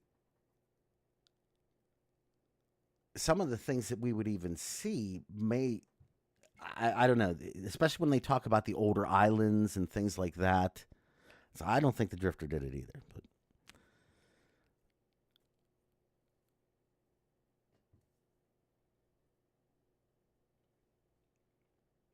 yeah, again, there's a lot of things within that story that I think, and it's what makes Warframe story so great, is that to this day we still can't put our finger on exactly what's going on, and I'm very curious to see if we're not going to start kind of getting that's my thought is with 1999 we're going to finally start to get the skeleton of how things are actually working, because we have thousands of questions. You know, was there always I guess the way I see it is was there always a king? And from the period that we're talking about, like, again, you could have, when he got there, if the way I'm thinking of it is correct, with Illyria potentially being the progenitor of the area, I don't exactly know how you want to quantify it was created, but you know, giving it's her idea any way you strike it. When the drifter was brought there, he could have just been made the king, for the reason of, again, putting him into this cycle to create this thing that's going to be needed. Because that's, I don't know.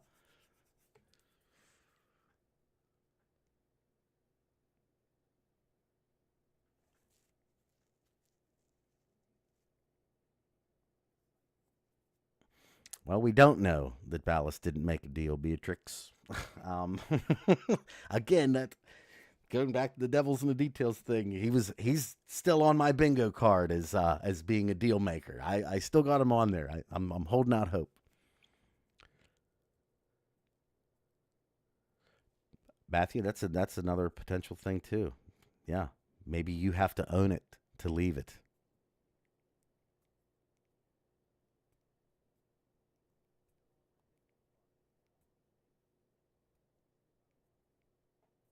That's yeah, Hawkblade. Yeah, good. What what was the aging process like? And in that regard, if he was a child, how old is the drifter?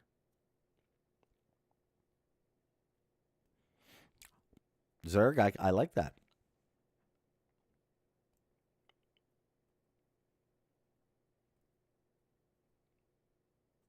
Yeah, it sure did. Joe, that's it's a very very consistent screen, isn't it? Or that scene, isn't it?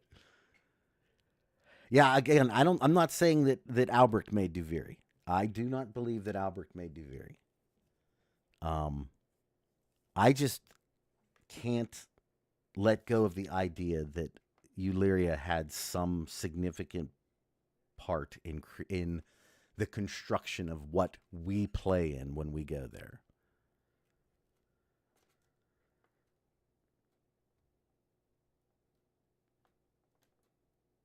And then shotgun, getting back to that, like this is we still need to get a definitive answer on Warframes and what they could and could not do, because this answer keeps going back and forth with the lore.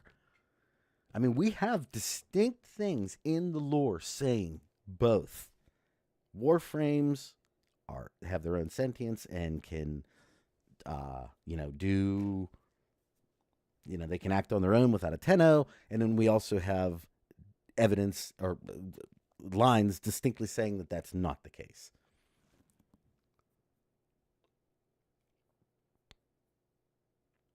Jacob, yes, I agree with that All he needs to make the drifter make a change to fate. And again, I think it's really going to come together now.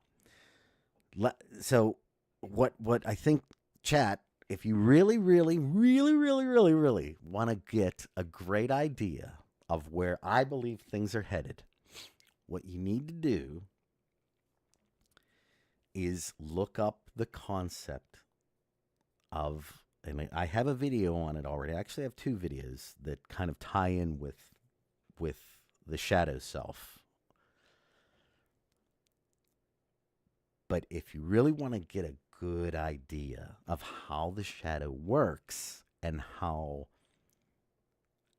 incredibly similar it is to what we're experiencing in Warframe, I promise you, look up Carl Jung's theory of individuation. That, and if you can stand watching something to elaborate on it, you'll probably learn a lot about yourself, some scary things, some real scary things. You may even come to the same conclusion that I did, that Albrecht and Trotty's plight in Warframe is the exact same one that every single one of us deal with in life. His is just on a cosmic scale. But what he's experiencing is the exact same thing that every one of us deals with every day. Now, if you want to understand what I'm saying, if you're not quite getting what that means, look into the Carl Jung's theory of individuation, and you will absolutely figure out the connection. And furthermore, you will understand what he's most likely talking about when he says we end as we began. Because the theory of individuation has a goal at the end. The goal of it is to integrate. Okay? It's to integrate your waking ego and your shadow together. Because this is the true form of balance. It's not an easy thing to do. In fact, very few people can do it with any real consistency, because you have an adversary within you. You hear them talking to you all the time. I guarantee it. The voice in your head that everybody believes is their guts, their gut instinct, their conscious. But it's not always that. It wants you to believe that, but it isn't that. Yeah, Matthew, that's true. Vane, the sword, that is an interesting thing. I wish they would actually get into more with Kalervo. What more the properties of his sword.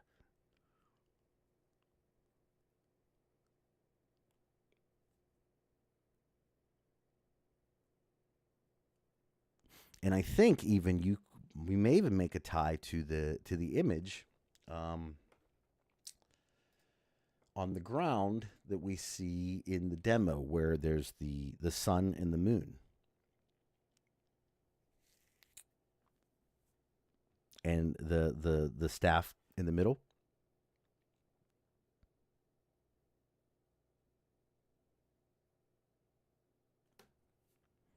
Well, let's put it this way: that would be that person that doesn't have voices in their head, that isn't telling them stuff. They're getting darn close to being balanced, if you will. And it's a hard thing to do, because there's a primal you, and then there's the societal you. There are things that the primal you wants to do that the societal you cannot allow.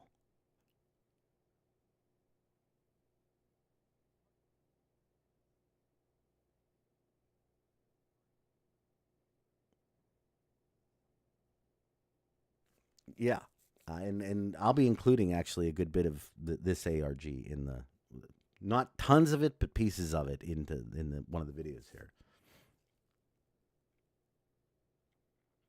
Oh, no worries. I appreciate you coming here, everybody. I really do appreciate everybody being here this evening. I know today was just an absolute joke. You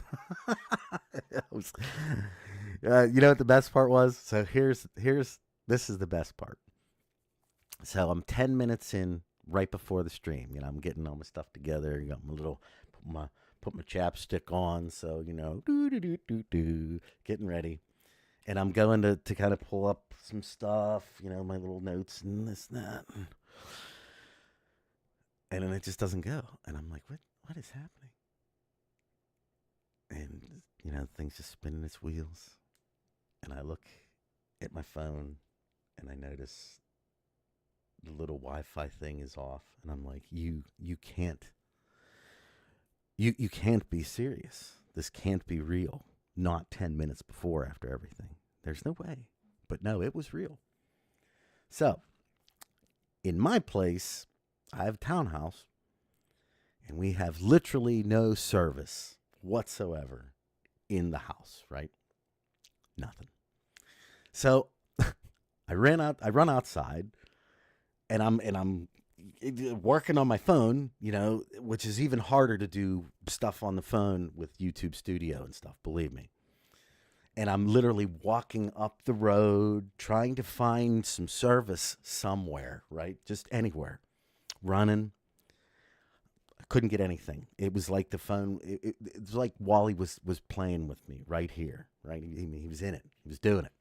So then I run back into the house and I go to my car and I literally drive down the road to a little grocery store that's down the road a little bit. And finally I get service. And that's where I was actually texting you guys back and forth in the beginning of the stream earlier today to tell you that I was going to have to postpone it and everything. So I drive back, and that's when we kind of decided on, 7 o'clock, because that's when I got the information that, it's 6:30, everything was going to be back up again, right? so I drive back home, I get that. And just as I get that, so I'm like, okay, well, I got to change everything on the YouTube. But I'm in home again. So guess what? I don't have any service again. So I can't do anything on my phone. So I have to drive back to the grocery store that I was at to change the time on the stream to 7 o'clock. And then I had to drive back home again. So that was my afternoon. But I do hope that you all enjoyed today's stream. Realize I was a little bit all over the place, but I think in the grand scheme, we pretty much figured out what we have as far as the ARG up to this point. I don't think, that's all we have at the moment. But again, big thanks to all the people that have been just working incredibly diligently at getting this all together, and especially putting this nice. If you're interested, guys, you can go to onto Reddit and you can access this exact same file yourself, and it's a really, really wonderful thing that they put together. Like, it's fantastic, and they deserve all the credit in the world here. I hope I caught out as many people as I could. Like I said, it's just this was absolutely fabulous. But look for this week. We will be continuing with Dark Sector on Wednesday. When I get my new controller and it works, which I'm hoping it does.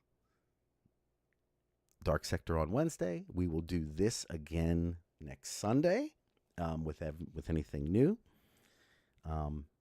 Because this is fun. This is a good time, I think, talking about this ARG and whatnot. This has been a very, very interesting ARG to kind of go over from beginning to end. So I do believe we need to take this and run it to the very end. Would you be in agreement with that?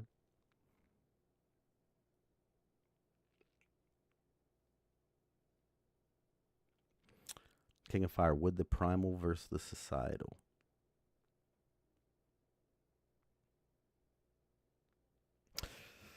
Flesh versus spirit. I would say, smiley face in the top right corner. You mean, no, I didn't notice that. No, I don't know if I would call it flesh versus spirit. So the best way so we have these like primal desires. I mean, they can be anything, you know. It could be food related. It could be getting somebody's attention. It could be sexual in nature. We have all these things that are, you know, our primal selves desire. But society has instituted a set of basic rules that people need to follow. You can't go out and, you know, just run and just grab food anywhere. You know when you see it on somebody's plate, you just can't just grab it. Even though that, you know, if you're starving, that might be something you want, but that's one side of your ego and your shadow kind of at war with each other. And what's interesting is your shadow, it understands you innately. So it will many times, using the methods that it knows you are susceptible to, convince you into doing things that aren't necessarily in your best interests, even though you yourself may believe that to be the case. There it is right there, Hijal. Ego and superego. These are the aspects of our psyche that I wish that people learned about this when they were younger, because they would be able to understand a lot of their desires and how I think one of the I guess worst things that can happen to a person, but we see it so consistently, it's everywhere, is when someone becomes consumed by their ego. And when they become consumed, you can almost tell, you can almost see it. Somebody will take an opinion on something that they held, which you know is not true, right? And they will be presented with different pieces of data that will unequivocally, you know, show that this stuff isn't true. But the voice within them will literally tell them, no, who is this person? Who are you? Who is this person to tell us what we know? It's one of those things that, like, you'll get into an argument with somebody and you'll make a point that they will agree with, right? But then, like, and you'll believe, you know, hey, I changed their opinion. You know, I did it. I really did that. And even in the context of the conversation, they'll be like, you know what? Yeah, you're right. Yeah. I see your point now. You're right. But then you'll find out a couple months later or weeks later that they just completely reverted back on their old position. And the most likely reason is because the voice in their head told them, that person doesn't know what they're talking about. You're right. We're right. As you hear me say this, you've probably experienced this yourself. And when we talk about, and I think there's a lot of situations where you see in media about the dark passenger, and especially with, you know, what we see in Warframe with the doppelganger. It really is. It's you versus you, and it's the greatest struggle that any human being will ever encounter. Your greatest enemy in life will always be you. That's just how it is. And the crazy part is, this is the craziest part about it. As you become more aware of your shadow self, you would think that you would be able to identify whenever the shadow was trying to work on you, but that's not the case. The shadow becomes just as scary or just as intelligent as you. So it knows when you knows, if you get me. And it will change its tactics in order to get you to do what it needs. Our greatest adversary in life will always be ourselves. I don't know if equinox has something to do with this, but I would say that equinox is an aspect of the concept. Let me see, maybe dumb question. What part of the mind of the man in the wall? I would call the man in the wall the shadow. And the reason why I would call the man in the wall the shadow is because the man in the wall appears to act in what I would consider to be a more immature, not necessarily unintelligent, because it's extremely intelligent, and as we've seen, it's also quite calculating. Okay?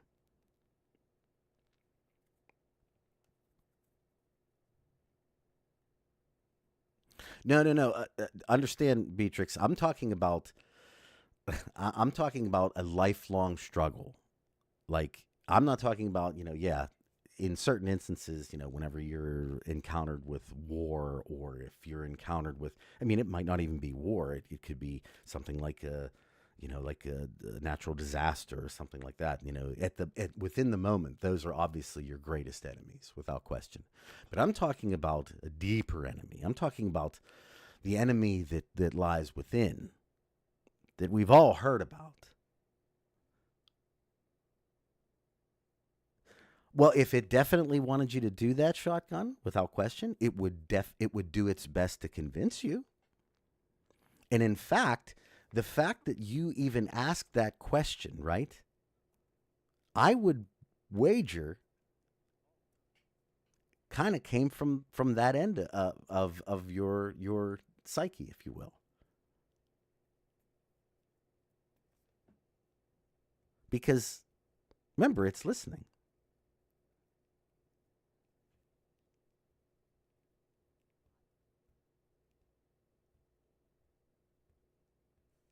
I don't know, King of Fire. Like, I understand. I imagine when you say flesh versus spirit, are we talking about like mind and body?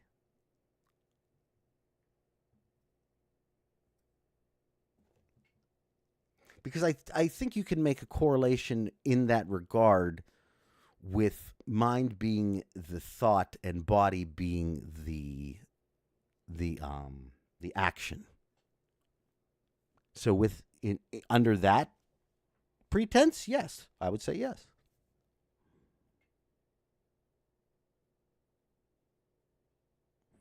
But again, as I see it,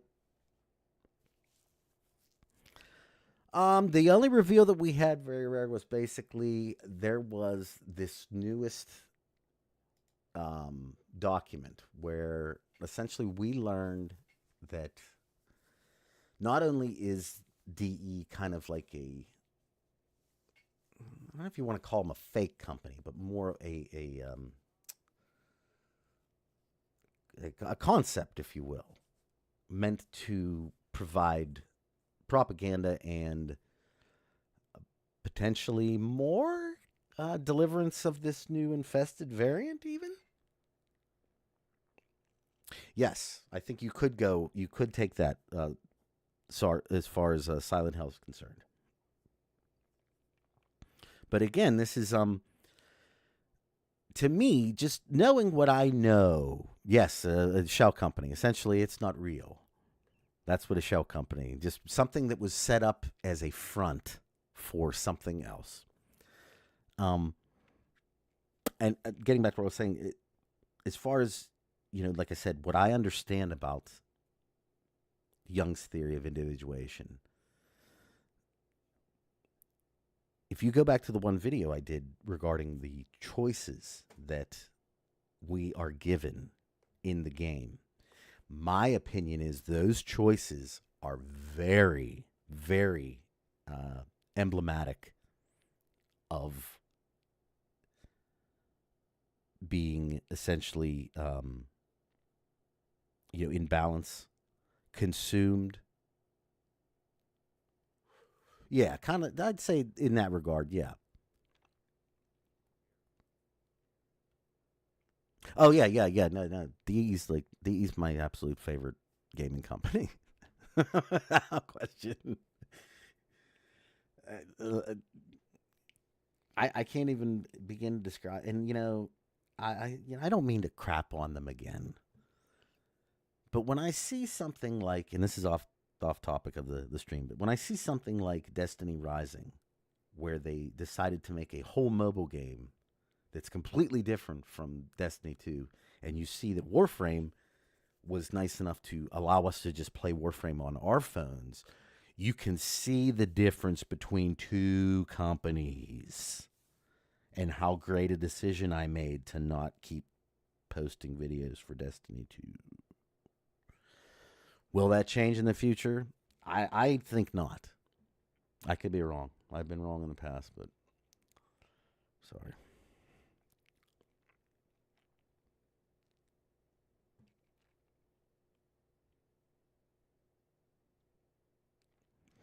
King of Fire, as far as the Christian aspect of the Shadow, they are definitely right. They are right in line. I promise you this. And in fact, I would recommend, if you are interested in learning more about this, and if you really want to go deep, there is a creator named Max Derrett, I believe is his name. Let me put it in here. Who really has his he really has his stuff together with this, okay? And he did a series called Ion. I highly recommend, if any of the things that I'm talking about in this stream seem to be hitting with you, go to his channel. You know what? I'll even put the link in there because it's worth it. It's so worth it.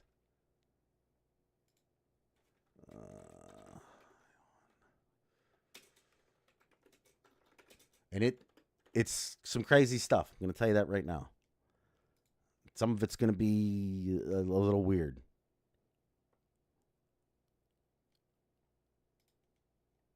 But I'm going to throw this in here.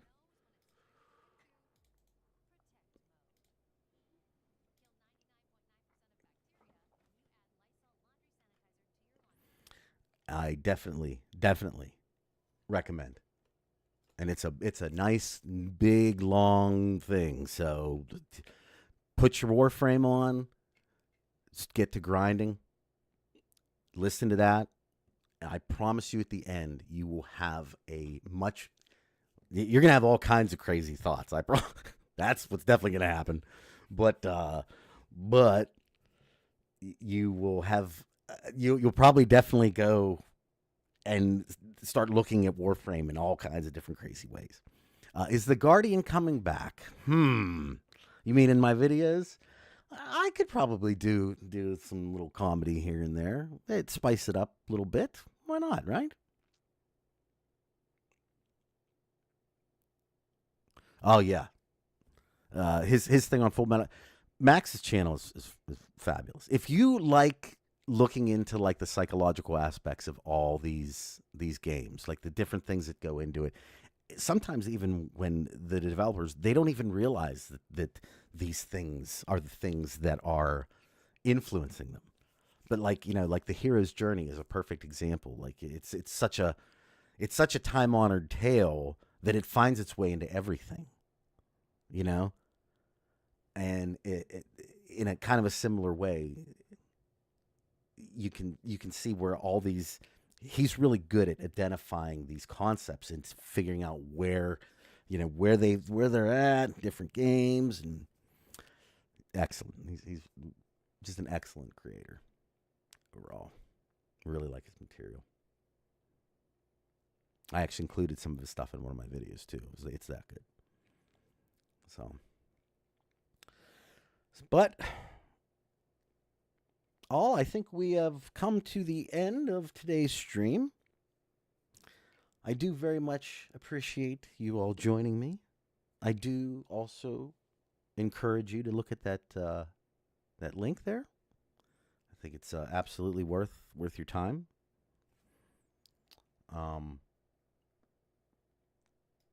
And I think it's going to give you a lot better information on just where things are headed. So, and it'd be nice, you know, you can just sit back and just kind of do your thing. But I definitely think we're getting somewhere. Next week is going to be a big little, you know, like a piece of data that this tiny little piece here for part number 6 for contact, which is very interesting. You know, the fact that it's called contact, we're obviously going to see something here, so we're gonna figure something out, right? Yeah, actually, when Soulframe comes out, if I said this in a previous stream, but I'll say it again, I definitely want to play it in the beginning and check it for its lore. I want to be able to engage with the lore and like really be excited about it. So I don't want to say completely that, you know, we're going to be doing lore stuff for it, but given what we know about, you know, DE and how, you know, they kill it with lore, I would say yes, there's a very, very, very, very, very good chance that Soulframe will be coming to the channel as well. So, at any rate, like I said, thank you so much for being here, guys. And I will talk at you hopefully on Wednesday, God willing. So, at any rate, take care, everybody. Have a wonderful rest of your night, and I'll see you in the next one. Bye.